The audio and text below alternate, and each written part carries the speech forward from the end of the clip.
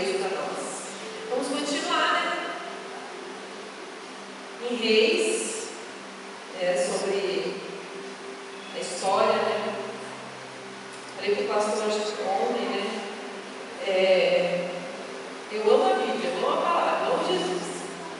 Agora, no Velho Testamento, a gente tira tanto ensinamento, tantas coisas extraordinárias que a gente vive por meio do Velho Testamento.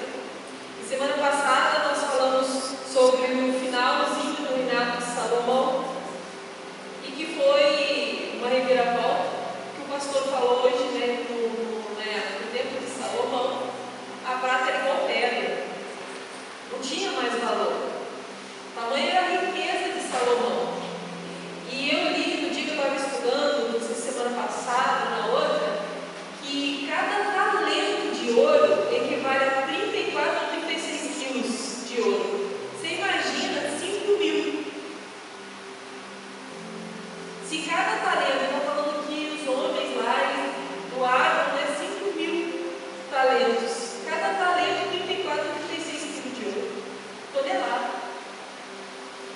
Então, realmente, o reinado de Salomão, muito próspero, muito rico, muito extenso. A sabedoria de Salomão, conhecida, a ponto que eu falei semana passada da rainha de Sabá, se deslocar de um lugar bem longe para poder ouvir Salomão e tirar todas as dúvidas que estavam no coração dela. E aí, no final, Salomão, por causa do coração, por causa das muitas mulheres, o coração dele se corrompeu e ele começa a ser idólatra. Aí, semana passada, eu falei que o sacerdote Arias, né, falou que o reino iria se dividir. Salomão se corrompeu e o reino se dividiria. Mas que por causa do amor a Davi, não era nem Salomão, ele fala que ele iria ficar com algum amigo, mas que a confusão e que as brigas e que as guerras não iriam acontecer ainda com Salomão. Embora no final do reinado de Salomão, a Bíblia relata uns 3 quartos que se levantaram contra Salomão. Mas não houve ali as guerras, né? E aí quem substituiu Salomão? O filho dele, que é um nome que, se vocês quiserem, no futuro, se vocês tiverem filhos, e quiserem colocar esse nome, Jeroboão, pode ficar à vontade. Quer botar nome nos filhos? A Bíblia tem um monte. Então vamos abrir nossa Bíblia em 1 Reis 12.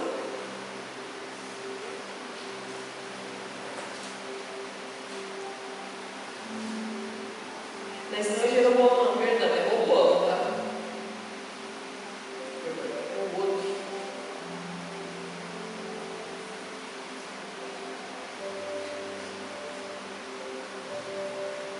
Você imagina você falando, Roboão, acorda, Roboão. Amém? Roboão foi a Siquém, porque todos os israelitas tinham se reunido ali para proclamar o rei. Assim que soube disso, Jeroboão, lembra que esse aqui era um dos soldados valentes de Salomão, e Salomão percebe isso, e veio o sacerdote, conversou com ele, falou que ele iria subir o reinado, e divide a capa. Eu falei semana passada. Assim soube disso, Jeroboão, filho de Nebate, voltou do Egito para onde havia fugido do rei Salomão. Então mandaram chamá-lo. Ele e toda a Assembleia de Israel foram ao encontro de Roboão e disseram: o teu pai pôs sobre nós um jugo pesado. Alivia agora o trabalho árduo e o jugo pesado que ele nos impôs, e nós serviremos a ti. Roboão respondeu: voltem a mim daqui a 3 dias. Então o povo foi embora. O rei Roboão consultou os anciões que haviam servido a Salomão, o seu pai, durante a vida dele. Como vocês me aconselham a responder este povo? Eles responderam: se hoje fores um servo deste povo e servires a ele, dando-lhes uma resposta favorável, eles serão teus servos para sempre. Roboão, contudo, rejeitou o conselho dos anciões que lhe tinham dado e consultou os jovens que haviam crescido com eles e que serviam. Perguntou-lhes: que conselho vocês me dão para que, como devemos responder a este povo que me diz: alivia o jugo que o teu pai pôs sobre nós? Os jovens que haviam crescido A este povo que te disse: o teu pai pôs sobre nós um jugo pesado, torna-o mais leve. Diz: o meu dedo mínimo é mais grosso do que a cintura do meu pai. Pois bem, o meu pai impôs a vocês um jugo pesado, e eu o tornarei ainda mais pesado. O meu pai os castigou com chicote, eu os castigarei com escorpiões. 3 dias depois, Jeroboão e todo o povo voltaram ao povo, segundo a orientação dada pelo rei: voltem a mim daqui a 3 dias. O rei lhes respondeu asperadamente, rejeitando o conselho dos anciões, seguiu o conselho dos jovens e disse: o meu pai tornou pesado o jugo de vocês, eu o tornarei ainda mais pesado. O meu pai os castigou com um simples chicote, e eu castigarei com escorpiões. Assim o rei não ouviu o povo, pois essa mudança nos acontecimentos vinha da parte do Senhor, para que se cumprisse a palavra que o Senhor havia dito a Jeroboão, filho de Nebate, por meio do silonita Aias. Até aí. No capítulo 12, de primeira Reis, marca o início de um período de divisão do povo de Israel, de divisão entre os povos de Israel, resultado na separação das tribos do norte e do sul, em 2 reinos distintos. É ali que começa a divisão da tribo do norte e da tribo do sul. Após a morte do rei Salomão, seu filho Roboão se torna o rei de Israel. No entanto, as expectativas e preocupações do povo rapidamente se tornaram evidentes. Eles rapidamente pensaram: agora a gente vai lá, vai conversar com ele, porque está pesado os tributos, os impostos, está pesado o nosso trabalho, está pesado, vamos conversar com ele. Vamos conversar com o Roboão e pedir alívio. E aí eles vão e conversam com o Roboão. Eles buscam alívio das pesadas cargas tributárias e trabalhistas impostas por Salomão. A situação chega então em uma reunião crucial. E quem é que vai lá? Jeroboão. Que o povo convoca ele para que ele tome a frente para conversar. Onde o povo pede a Roboão que alivie o seu fardo. O que ele faz? Ele vai lá, conversa com os anciões que serviam a Salomão, e eles aconselham: olha, se o Senhor trazer esse alívio e trazer eles para perto, você vai ter eles para sempre com você para te servir. Esse foi o conselho dos anciões. Mas ele queria um conselho, parece que foi o conselho dos amigos dele, dos amigos que foram criados com ele. E a resposta dos amigos era o quê? Não, se para ele estava pesado, torna mais pesado ainda. Mostra-te a tua autoridade, quem é que manda. E aqui literalmente eu leio esse pimenta dos olhos dos outros e refresca. Eles não pararam para pensar como é que estava o povo, como que eles se sentiam. Não, eles estavam bem. Mas é muito extraordinário. A Bíblia diz que quando Deus quer fazer algo, não há homem que impeça nem questione a maneira que ele faz. Era da parte de Deus que isso acontecesse. Porque Deus já tinha falado que o reino iria se dividir mais para frente. E que não iria acontecer em Salomão, na época de Salomão, por amor a Davi. E aí quando eles vão lá pegar essa resposta, o que ele fala? Que se eles eram açoitados com chicote, ele ia pegar eles com escorpiões. E assim piora a situação. O povo representado por quem? Jeroboão. Foi aquele sacerdote Aias foi lá e conversou com ele, encontrou ele, rasgou a capa, deu 10 pedaços para Jeroboão e falou: olha, vai se dividir o reino e você vai reinar. Você vai ficar com 10 tribos. E Roboão vai ficar com outra tribo por amor a Davi. Jeroboão se dirige a Roboão solicitando que ele diminua a carga tributária. E as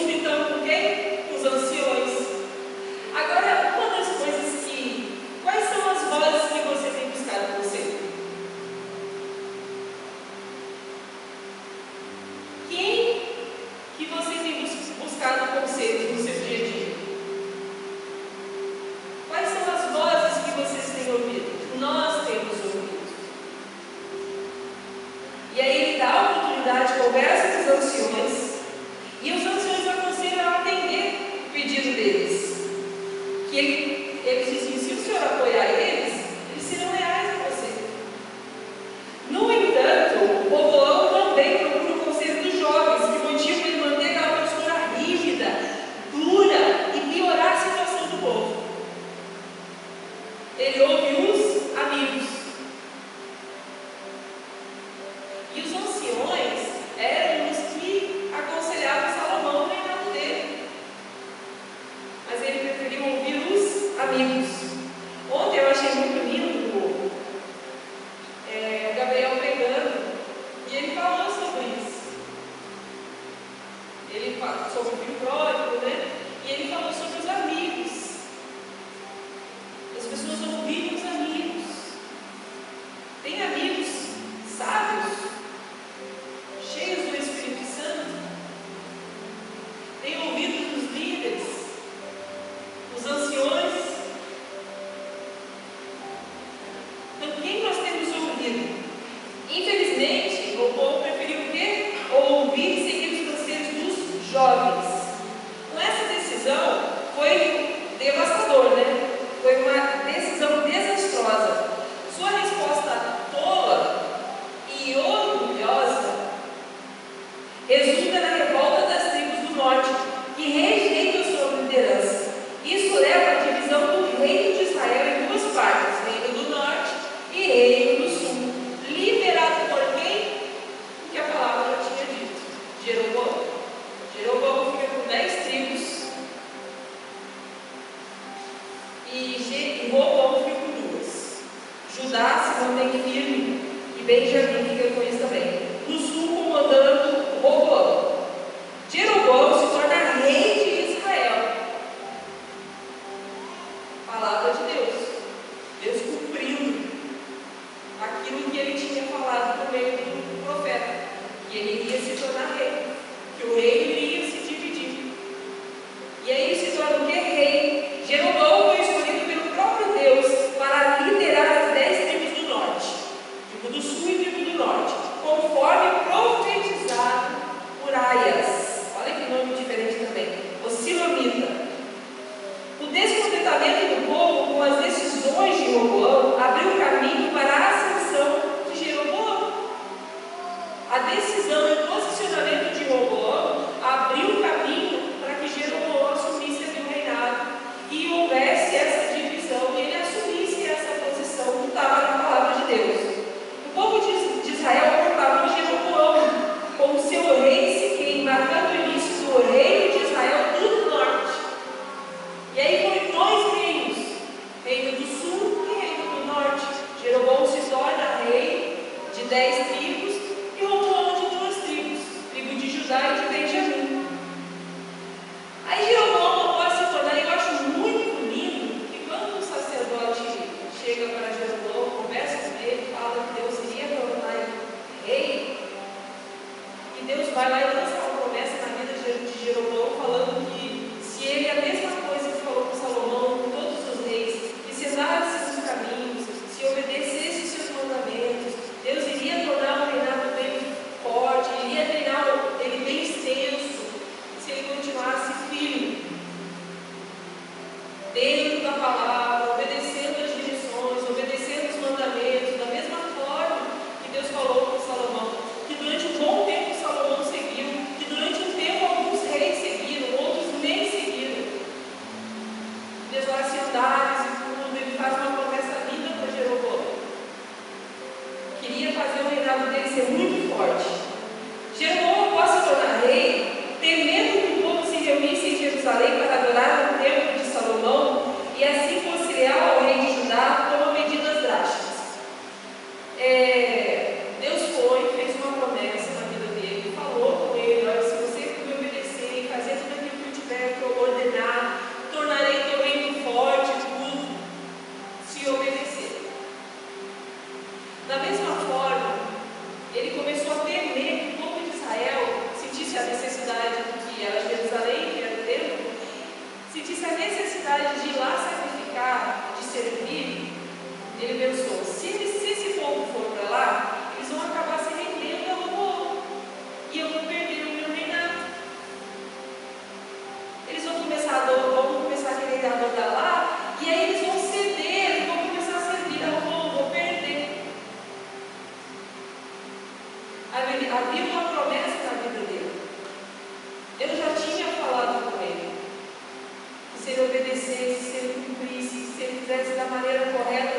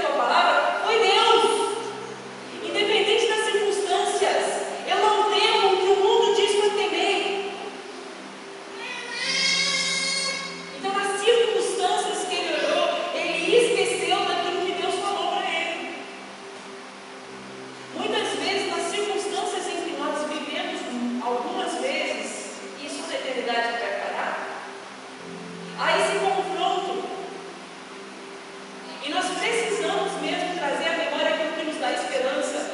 É trazer à memória as promessas de Deus para as nossas vidas, que eu e minha casa serviremos ao Senhor. Não 1000 cairão ao meu lado, 10.000 à minha direita, mas eu não vou ser atingido. Eu habito nos esconderijos do Altíssimo, a sombra do Onipotente. Ele é meu pastor, nada vai me faltar. Todas as coisas cooperam para o bem daqueles que amam o Senhor. Se Deus mandou, Deus cuida, Deus zela. Ele não é que eu levantar, que eu deitar, Ele conhece. Antes mesmo de você falar as palavras, Ele sabe todas.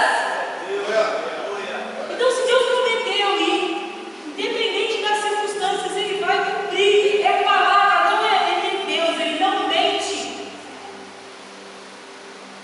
Jeroboão começa, olha as circunstâncias e começa. Não vai dar, eu vou perder esse reino. Meu Deus, é Deus falando que tinha uma promessa. Se Ele fizesse, Deus iria tornar o reinado tão forte quanto o de Davi. Olha que extraordinário. E aí a gente passa por circunstâncias, não vai dar, não é isso. Deus não quer. E é isso, e aí começamos a lutar com as nossas armas. E aí o que foi a arma de Jeroboão? Temendo que o povo se reunisse lá em Jerusalém e começasse a servir Roboão, ele institui a adoração de um bezerro de ouro. Ele vai lá, ele faz uns bezerros de ouro para o povo adorar. Em Betel e outro em Dan, desviando a devoção do povo de Jerusalém para ídolos. Adorarás somente o Senhor teu, uma das piores. Então ele usou o quê? Ele viu as circunstâncias, pensou na mente dele os perigos. Na época do Covid, há anos atrás, as duas ondas, foi a primeira onda, foi muito assustador. Foi muito assustador. E todo mundo, acho que a igreja sabe que eu, no momento, tenho diabetes e insuficiência insulínica, né? E aí havia muita pressão sobre. Eu recebia muita ligação e dizia que não podia sair, que não podia fazer, que não podia isso, não podia aquilo, e que isso era uma sentença de morte, que eu iria morrer porque eu tinha uma doença e aquilo era muito perigoso e tudo. E eu lembro que aquilo começou a me surtar.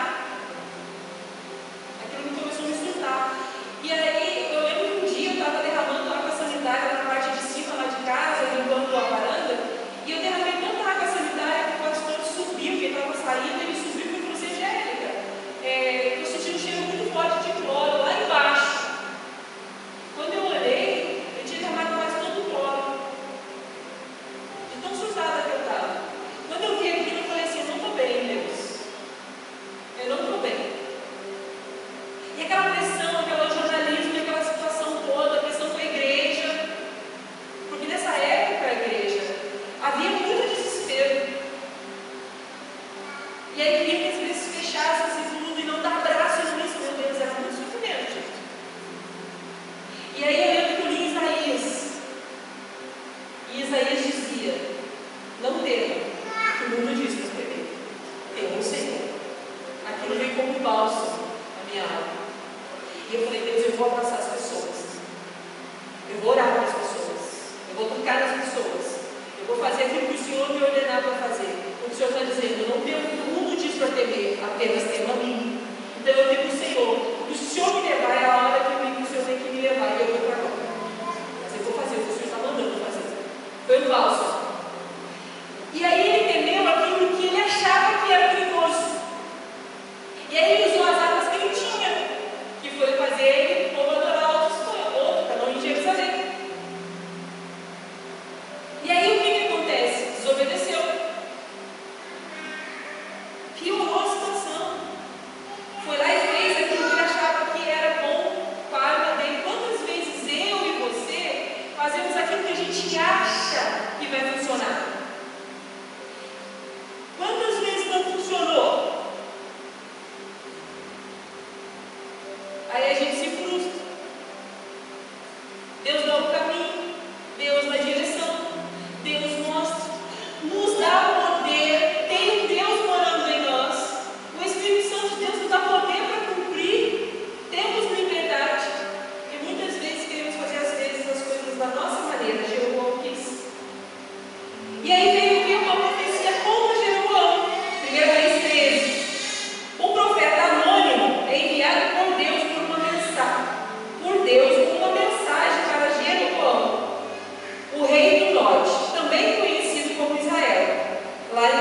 Reino Norte. Este profeta é o mensageiro direto de Deus. Ele era incumbido de denunciar as práticas idólatras de Jeroboão e profetizar a destruição dos altares pagãos que ele havia estabelecido. Deus deu uma ordem para esse profeta, para ele ir até Jeroboão, falar com ele sobre a idolatria e dizer para ele o que iria acontecer, que os altares iam ser destruídos. Os altares iam ser destruídos. Os altares que ele tinha estabelecido. O profeta recebe uma ordem clara de Deus, e aí esse profeta vai lá. Depois você lê lá em 1 Reis 3, né? Ele vai. Quando ele chega para Jeroboão e fala com Jeroboão sobre a idolatria, que os altares iriam ser destruídos, Jeroboão se enche de ira, aponta o dedo para ele e fala: prenda ele! Quando ele faz isso, Deus paralisa o braço dele. Aí dá o quê? Medinho. Jeroboão ficou o quê? Ele foi lá, prenda ele! Paralisou na hora o braço dele. O que Jeroboão faz? Fala com... Olha o que Jeroboão fala. Fala com o seu Deus, já não é mais dele. Fala com o seu Deus e pede para ele, para que meu braço volte. Nisso que o profeta ora, né? E o braço dele volta, os altares são quebrados, rachados no meio. Exatamente como Deus tinha usado o profeta para falar. E aí, o profeta recebe uma ordem, gente. O profeta recebe uma ordem de Deus. Eu quero que você vá lá, fale com Jeroboão, não coma. Você não deve comer pão com ele. Você não deve beber água. Ou voltar pelo mesmo caminho de onde veio, enquanto estiver em Israel. Essas instruções são uma demonstração da seriedade do compromisso divino em relação à mensagem que ele devia entregar. Chegou para ele e falou assim: olha, você vai falar com Jeroboão, você não vai voltar pelo mesmo caminho, não coma pão, não beba água. A seriedade das coisas. E aí, ele vai, cumpre aquilo que está falando. O que Jeroboão faz com ele? Quando ele ora e as coisas voltam ao normal, e que Jeroboão vê a situação lá, dos altares sendo rasgados, vem comer comigo. Vem comer comigo. Vem beber uma água. Eu vou fazer algo por você. O que ele faz? Não. Eu tenho uma ordem de que eu não posso fazer isso. Creio que o rei até insistiu, mas ele obedeceu. Voltou por outro caminho. Ele obedeceu. Estava explícito na mente dele naquele momento que o rei não. Quando ele está voltando, gente, quando ele está voltando por outro caminho, um profeta mais velho soube do que estava acontecendo e o que esse profeta estava, o poder desse profeta, o que ele estava fazendo. Manda selar um jumento e vai até ele. Chega até ele e fala assim com ele: vem comer comigo, vamos na minha casa, vamos comer pão, vamos lá, vem comigo. E ele lá: não, eu não posso. Ele tem uma ordem de que eu preciso voltar para o caminho, não comer, não beber água e ir direto. Ele: não, vem comigo. O que esse profeta mais velho fala? Deus falou comigo e mandou te dizer, o anjo falou comigo e mandou te dizer, vai comigo. Na hora, ele foi, ouviu e disse: vou. Ele foi. Ele desobedeceu uma ordem da parte de Deus. E ele foi para lá, comer com esse profeta. Quando ele está comendo com esse profeta começa a falar da parte de Deus, da desobediência dele, que ele iria morrer no caminho. Lembra que eu falo que o coração do homem, que a Bíblia diz, eu não falo, mas que a Bíblia diz que o coração do homem é corrupto, desesperadamente corrupto, e há caminhos que para o homem parecem retos, mas é para a morte? Ele tinha uma ordem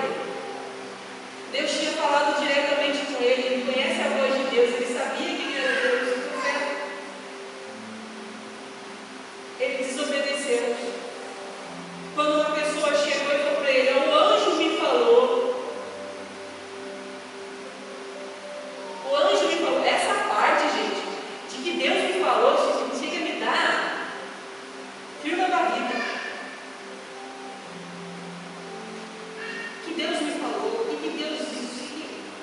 Tem que ser muito temor. Ouvir a voz do pastor. Deus deu uma direção, deu uma ordem, demonstrando a seriedade da situação. E aí, Deus prova o meu coração e Deus prova o teu coração com a sua obediência. Deus está falando, não faz isso, não faz isso. Aí vem alguém, não, Deus não iria fazer isso, Deus aquilo. Não, é verdade, né? Acho que não, né? E aí começa a se corromper. Tenha temor de Deus para chegar na vida das pessoas e falar, Deus me falou isso. Deus me disse isso. Ele confiou na palavra daquele profeta. Deus provou o coração dele, a obediência dele. Quando ele falou que o anjo tinha falado, ele resolveu ouvir. Então, ouvir a voz de Deus. Eu falo com o Senhor e eu falo assim, Senhor, Espírito Santo, que a sua voz seja muito audível. A tua palavra diz, Senhor, que se pelo poder do teu Espírito Santo nós podemos discernir todas as coisas. Então, Senhor, que a tua voz seja audível para discernir o que vem do Senhor e o que não vem, Senhor. Eu peço para o Senhor, você sabia que quando você entra numa situação e começa a agitar o teu coração, se você tem uma vida com Deus, de oração e tudo, começa a agitar o seu coração, é o teu espírito se agitando para aquela situação. Quando você entra num lugar e você começa a ficar inquieto e tudo, muitas vezes o Espírito Santo está te mexendo no teu espírito, que é a parte da intuição. Aí eu falo, Senhor, que eu ouça a tua voz, que seja audível, discernimento. Deus prova quantas vezes Deus provou teu coração para ver a sua fidelidade e a minha fidelidade, e a minha obediência e a tua obediência. Quantas vezes para você pareceu que o caminho estava certo, que o lugar era certo, mas é para a morte. Quantas vezes Deus prova o teu coração e prova o meu coração, igreja, para ver a nossa fidelidade. Então nós precisamos ouvir a voz de Deus e obedecê-lo. Eclesiastes encerra dizendo, de todas as coisas que foi falado, o que se fica é temer o Senhor e obedecer. É inquestionável. Acabou. Temer e obedecer o Senhor. E o temor é aquele amor reverencial. E aí Deus vai e usa aquele profeta no meio da comida lá, a coisa fala, ó, vocês vão obedecer, você vai morrer. Agora imagina como fica o coração do profeta ouvindo isso, né? Esses homens já sabiam quem Deus era. Já sabiam. Quando chega em Betel, ele executa a ordem de Deus, faz aquilo que Deus manda ele fazer. E muito legal que ele vai lá e profetiza que vai vir um reinado. Que Deus iria usar esse reinado. Sabe qual é o reinado? Reinado foi bom, né? Sabe qual foi o reinado que vai vir? Josias. E nós vamos chegar em Josias. Josias, descendente de Davi, uns 300 anos mais tarde. Pense, igreja. Não é para agora não. Porque até chegar em Josias aconteceu muita coisa. Pela madrugada. 300 anos depois, mais tarde, ele executará, e é verdade, gente, ele executará os sacerdotes idólatras, ele profetizará, né, também contra o altar, e diz que ele se dividirá, ia destruir tudo. Era Josias. Imediatamente o altar foi dividido em cinzas e se cumpriu a profecia que o profeta estava dizendo. Jeroboão, até prender, queria prender o profeta. No entanto, a mão dele não deu, ele se deu mal, ele viu que Deus estava ali e ele não conseguiu. O profeta, que eu contei a história, ele ouve a voz do profeta mais velho, reprova no teste de fidelidade. Não precisa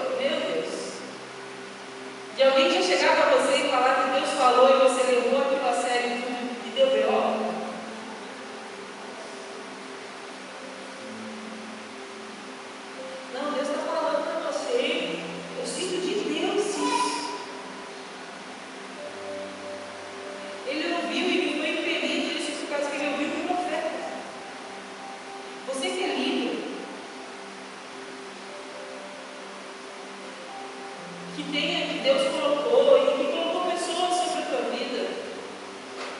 Tenha temor em falar. A gente lida com vidas, e vida é por demais preciosa. Todos são preciosos. Todos foram pagos por preço de sangue. Tome cuidado. Seja cheio do Espírito Santo. Seja direcionado pelo Espírito Santo. Que a palavra esteja gravada no teu coração. Profetiza a palavra na vida das pessoas. Profetiza aqui. Para dar a direção certa. A desobediência, aí o que acontece? Ele desobedece. Ele monta no jumentinho e ele vai. Aí Deus, no mesmo que eu falei, que o canal usa o profeta velho dizendo que o cara vai morrer. Você imagina? Não, tu nem imagina, né? Tu está comendo e tu diz assim: ó, tu vai comer agora, vai se alimentar. Quando você estiver indo para casa, tu vai morrer. Como é que tu fica? Como que tu fica? Como é que eu fico? Eu nem saio de casa, você não quer mesmo. Nem sai. E ele fala: tu vai morrer.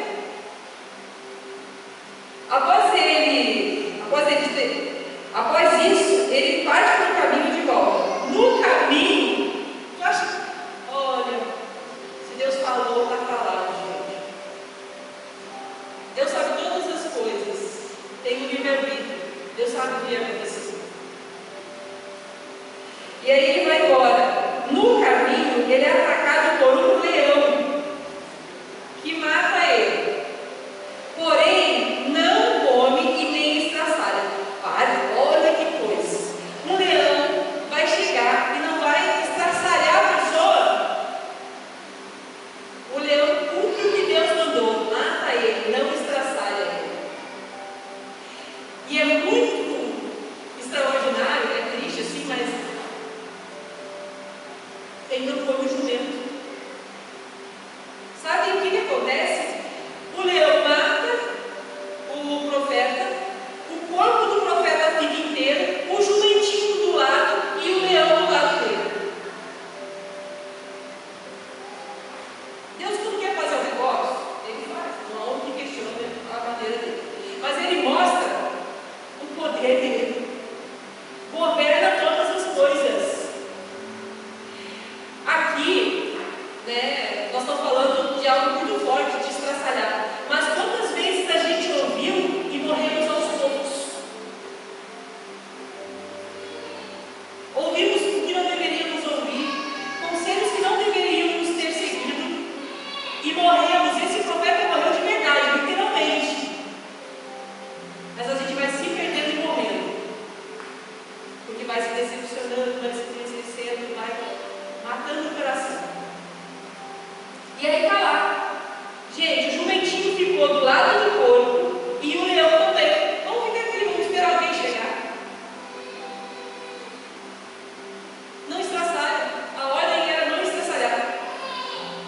Ele não come e ele não estraçalha. E o mais interessante é que o leão também não ataca o jumento do profeta. Caramba, vai lá, gente, vê lá. Não ataca.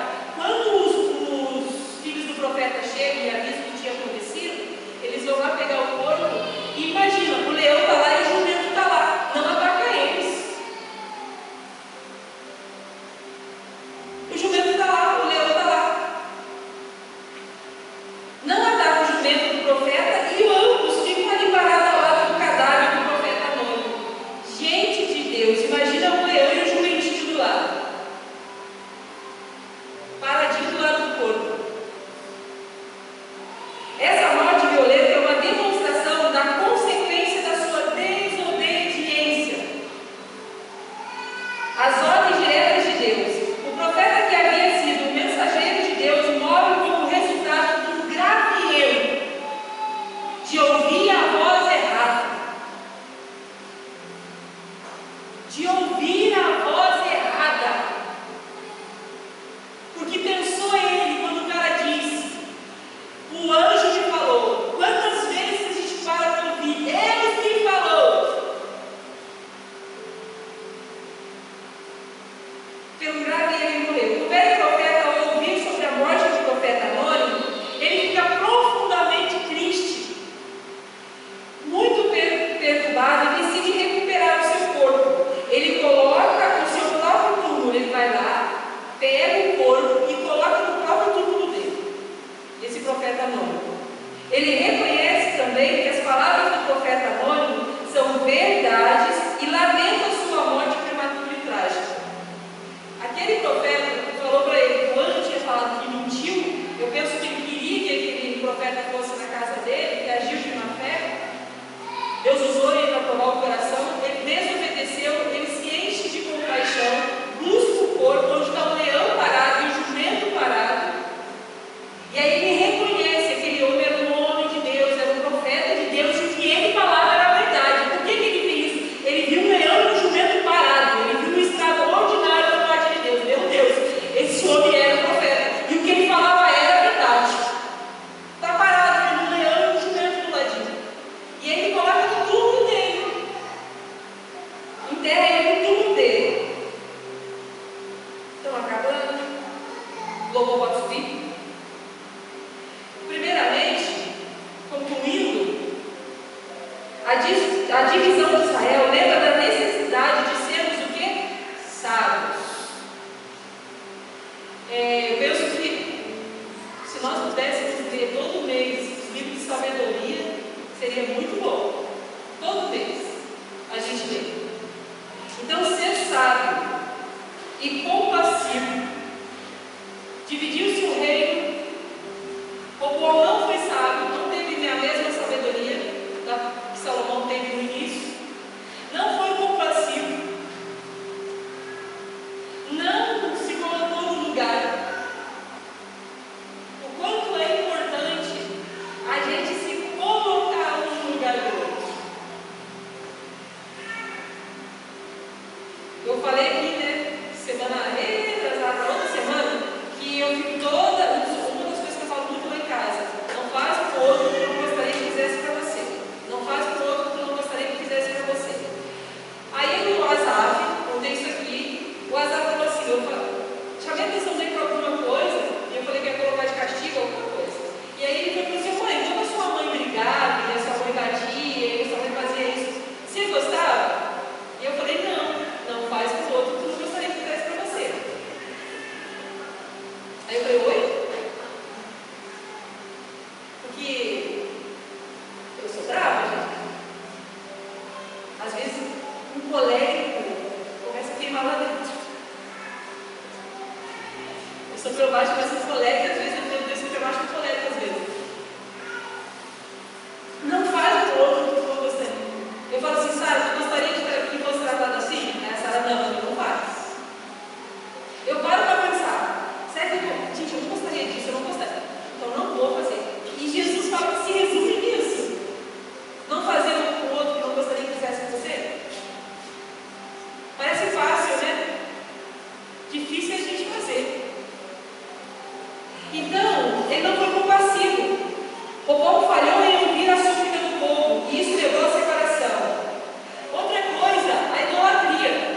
Aqui está falando de uma idolatria dos bezerros de ouro, está falando de idolatria, né, dos deuses e tudo, que foi introduzida por Jeroboão. Isso é um alerta que traz para nós. A idolatria, que a gente já pensa assim: é Deus. Não, tem idolatria à pessoa. Tem idolatria a Mamon. Tem idolatria a dinheiro, a circunstâncias, idolatria a carro. Tem idolatria. Lembra quando eu falei assim: ama pouco se contigo ama alguma coisa? Começa a falar assim: será que o meu descanso é mais importante do que Jesus? Será que eu prezo muito mais por outras coisas do que ter talvez tempo com Jesus? Não, porque agora nós estamos numa vibe em que não, você precisa experienciar, você precisa se sentir bem. Faça aquilo que você gosta sim. Mas eu queria dizer que a plenitude e a alegria